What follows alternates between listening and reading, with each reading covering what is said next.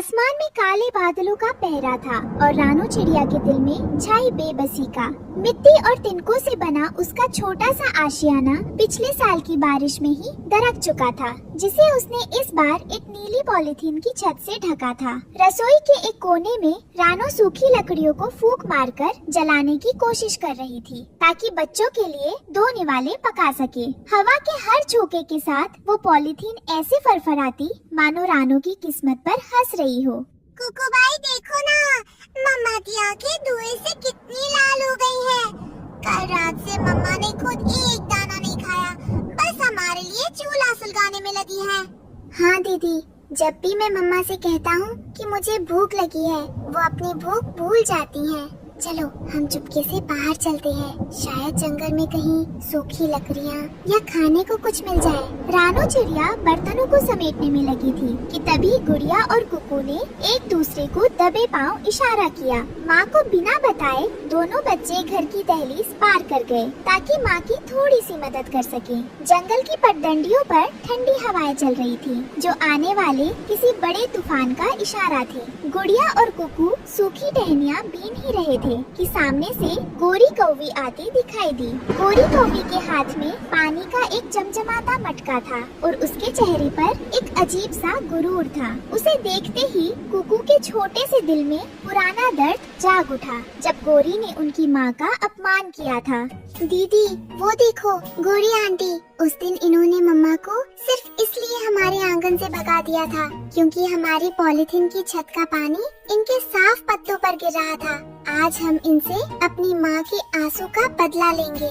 नहीं कुकू भाई, मम्मा कहती है कि बदला लेना कमजोरों का काम है, लेकिन आज इन्हें ये एहसास कराना जरूरी है कि किसी गरीब का दिल दुखाना कितना बड़ा पाप है। दोनों बच्चे भागकर रास्ते के किनारे खड़े एक पुराने खोखले पेड़ के पीछे छुप गए। जैसे ही गोरी कौवी मटका संभालती हुई उस पेड़ के करीब से गुजरी, कुकू ने पेड़ के छेद में मुंह डालकर अपनी आवाज को बहुत भारी और डरावना बनाया। ठहर जाओ गोरी कौवी, कदम आगे मत बढ़ाना, वरना इस जंगल की मिट्टी तुम्हें कभी माफ नहीं करेगी।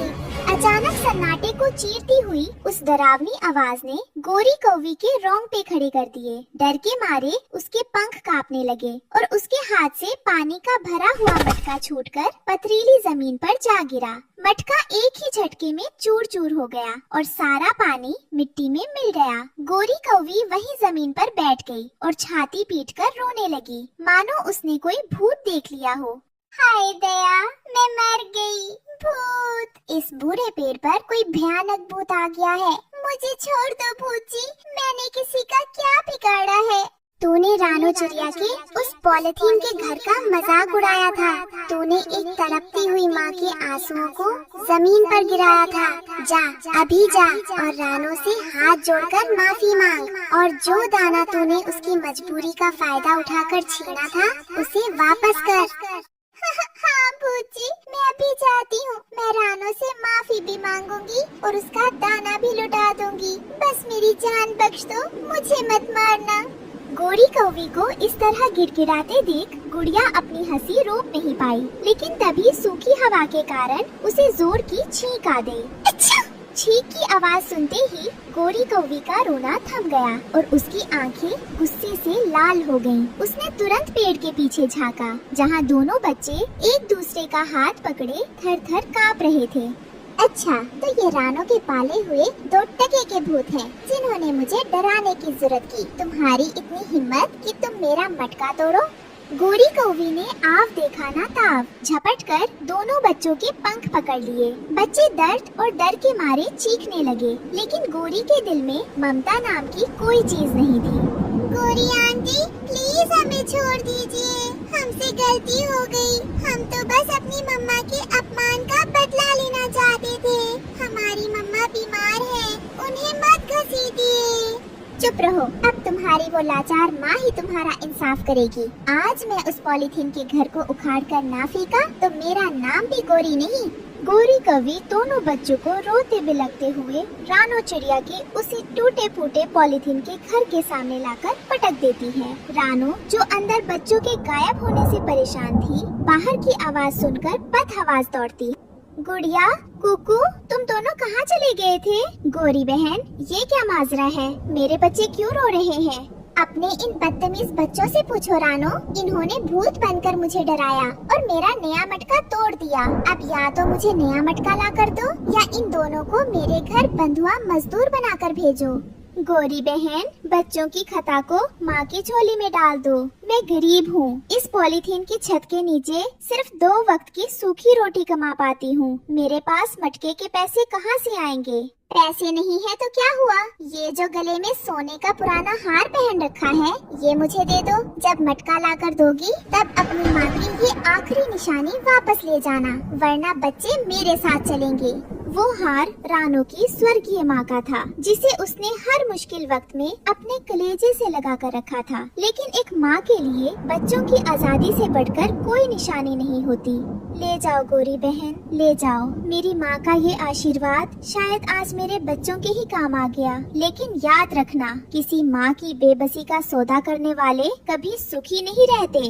गोरी कव्वी तो हार लेकर चली गई, लेकिन रानो चिड़िया के गले का वो सूनापन उसके पूरे वजूद को डस रहा था। वो घर के कोने में रखी अपनी माँ की एक पुरानी छोटी सी तस्वीर के सामने घुटनों के बल बैठ गई और फूट फूट कर रोने लगी। गुड़िया चुपके से माँ के पीछे आकर खड़ी हो गई।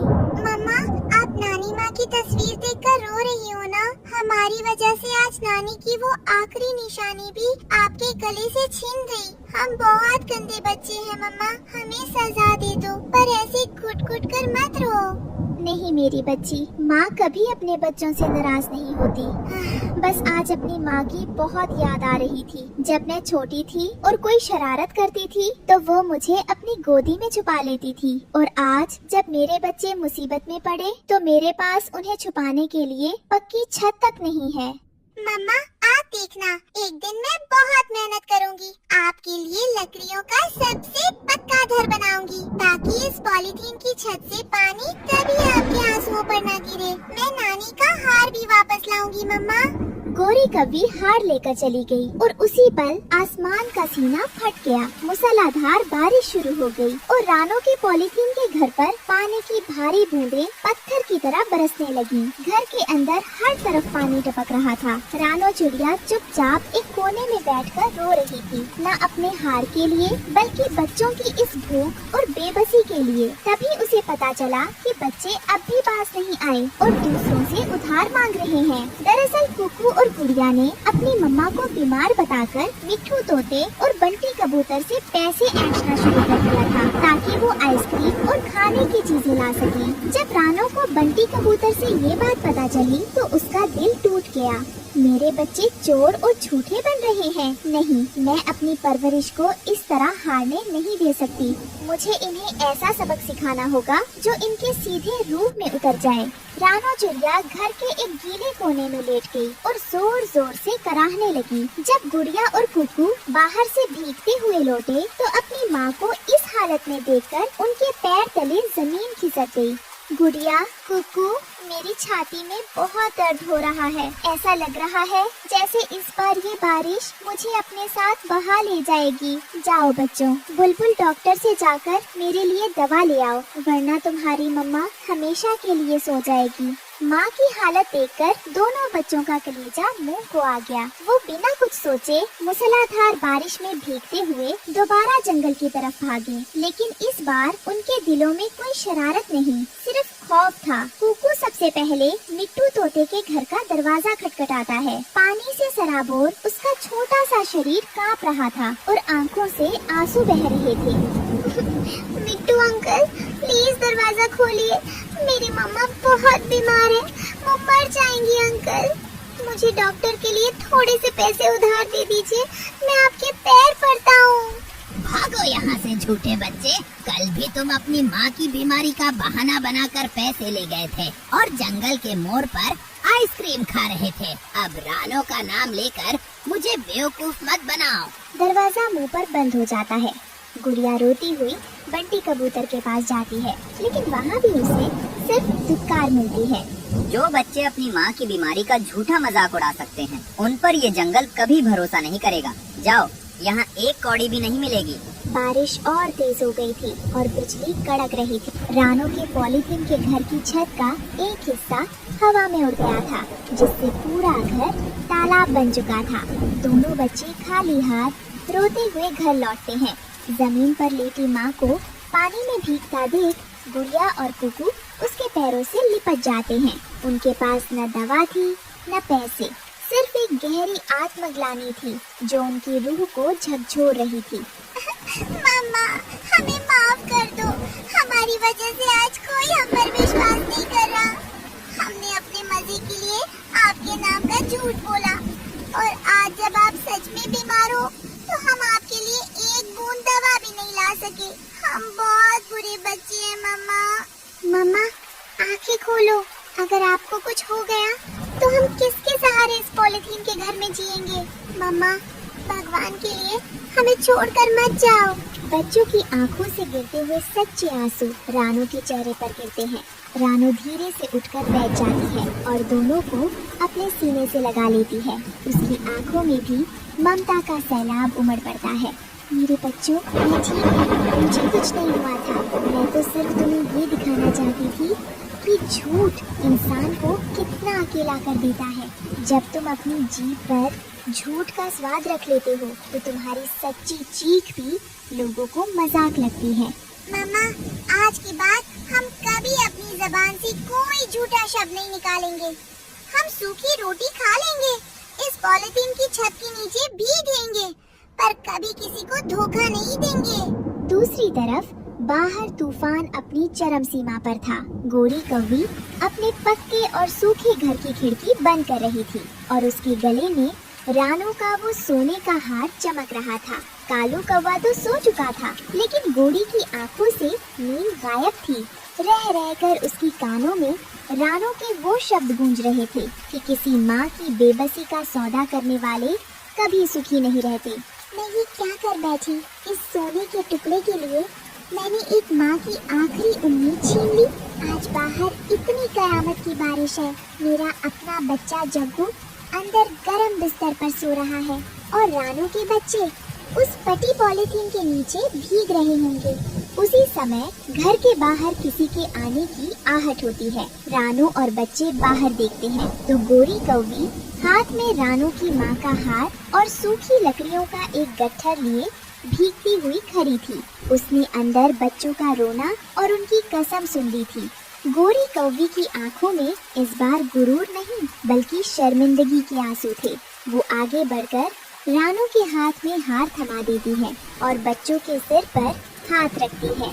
नो बहन, मुझे माफ कर देना। मैं ईर्ष्या के हार के लालच में इतनी अंधी हो गई थी कि एक माँ की ममता को नहीं देख पाई। जब इन बच्चों ने अपनी गलती मान ली है तो मेरा ये फर्ज बनता है कि मैं भी अपनी इंसानियत को जगाऊं। लो बच्चों, अपनी माँ की ये अमानत वापस लो और कल सुबह कालू और मैं आकर तुम्हारी इस पॉलीथीन की छत को पक्की लकड़ी की छत में बदल देंगे। इस जंगल में कोई भी बीमारियों में बेघर नहीं रहेगी।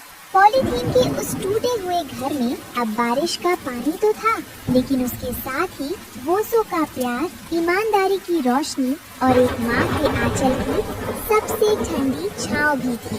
प्यारे दोस्तों, एक माँ की ममता और बच्चों की ईमानदारी की ये कहानी अगर ऑक्यूपाइड को छू गई हो तो इस वीडियो को अपनी सहेलियों और बच्चों के साथ जरूर शेयर करें। चैनल को लाइक और सब्सक्राइब करना बिल्कुल मत भूलना। धन्यवाद।